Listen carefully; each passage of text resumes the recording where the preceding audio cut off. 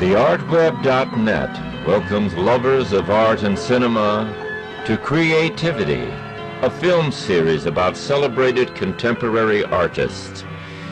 You will be taken on a rare and unique journey of extraordinary award-winning artists who have emerged to the top of their field. Daring and iconoclastic artists whose distinctive and exceptional artwork grace the halls of world-class museums around the globe, including the Metropolitan Museum of Art, the Whitney Museum, the Museum of Modern Art, and countless homes of private collectors. These exceptional and gifted artists will candidly share with you their unique technique, inspiration, and passions. You're watching Celebrated Contemporary Artists, brought to you by TheArtWeb.net.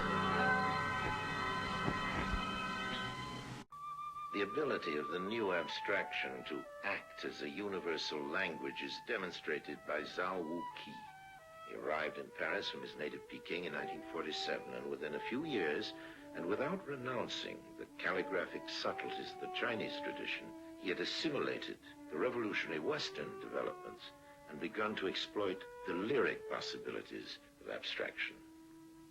What's this picture about, Wou-Ki? This picture?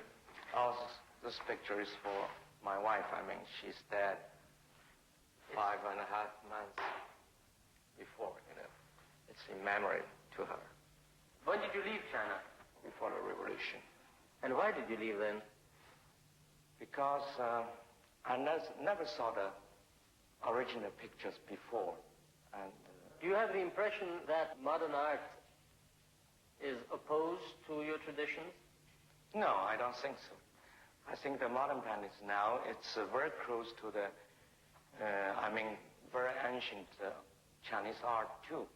It's difficult to say a Chinese painter, French painter, or American painter. I think it's mostly important, it's maybe international, not local. Perhaps the most energetic center of abstraction was New York. It is here that abstract expressionism was born. Action painting, as it also came to be known, marked the emergence of America as a powerful original force on the stage of world art. Abstract artists like Wou-Ki, Pollack, Klein, Roscoe, Newman, Gottlieb, de Kooning, and Motherwell did, however, share an energy that led them to paint on a monumental scale. Jackson Pollock had given action painting its most radical expression. Dripping paint on his canvas as if in a trance, he created a world that did not look like nature, but possessed nature's inexhaustible vitality.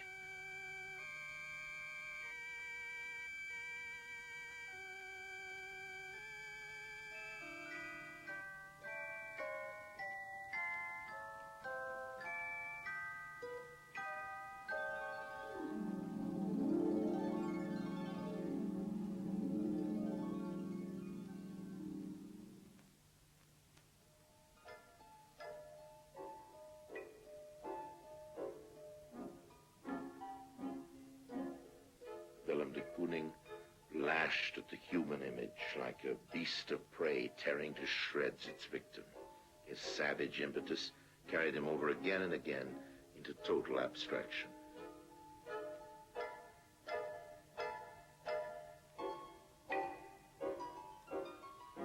For myself, I start with a glimpse of something. And then, in the end, if I have an everyday language, a picture, I want to give somebody else something of a glimpse.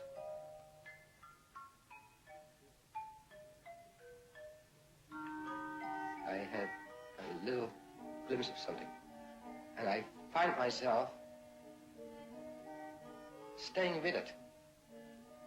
Not so much with this particular flash or glimpse, but with the emotion of it, which is my way of doing it, a very innocent way of doing it. Each new glimpse is determined by many, many, many glimpses before.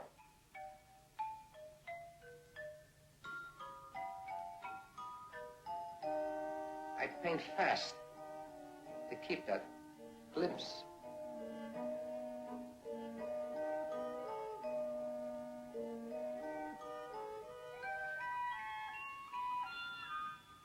One of the most articulate members of the New York School of Abstract Expressionism, the triumph after World War II, is Robert Motherwell. Now that Gorky, Pollack, Klein, Rothko, Newman, and David Smith are gone, he is one of the few survivors of the heroic age of American art. From my standpoint, I would like to be an economical painter. I would like to deal with the essences in a Platonic sense. Painting is an extremely limited medium. It can't really well show action. It can't tell narrative very well. What it can do is get an instant moment of contemplation or of the ultimate weights of one's feeling. But in painting, one cannot do Oedipus Rex or Hamlet. We invited Robert Hughes, the art critic of Time magazine, to help us interpret the works of American artists. Bob, of all the elegies for the Spanish Republic, the big ones and the little ones and the in-between ones that have led up to this, about how many? This is about the 120th. They overlap a little bit. And this language of black and white that you're using is very much part of a specific pared-down language of tragedy, you know? Part of whatever the basic archetype of this thing is somberness and black and white. So they have little fragments of color left, but it cannot stand more than that amount of color. It's difficult for paintings to be dramatic, and consequently, though there's a certain tragic overtone, there's also, I think, an elegiac quality. I take an elegy to be a funeral lamentation or a funeral song for something that one cared about. The Spanish elegies are not political, but my private insistence that a terrible death happened that should not be forgot. But the pictures are also general metaphors of the contrast between life and death and their interrelations. When speaking of the Spanish Civil War, we are at once reminded of the most tragic picture painted in our time, Picasso's Guernica. Picasso said, "I have always believed and still believe that the artists who live and work in accordance with spiritual values cannot remain indifferent to the conflict in which the highest values of humanity and of civilization are at stake." Guernica, a small town in northern Spain, had been bombed on April 26, 1937 by Hitler's aviation. The event anticipated the horrors of the war that was soon to engulf the whole world. 2 months later, Picasso had completed the canvas that expresses his indignation at this massacre of the innocents. C'est fait avec des intentions tellement du moment, de l'époque et de l'état dans lequel tout le monde et moi nous nous trouvons, que c'est très difficile. Au moment de Guernica, j'ai fait Guernica, n'est-ce pas? C'était une grande catastrophe, même le commencement de beaucoup d'autres que nous avons suivis, n'est-ce pas? Mais enfin, c'est comme ça. C'est personnel, n'est-ce pas? Au fond, ce sont des mémoires qu'on s'écrit soi-même, des cahiers. With his peace symbol of the dove, Picasso reminds us that contemporary art, even when it is apparently absorbed with purely aesthetic concerns, is seldom closed to the events of our lives.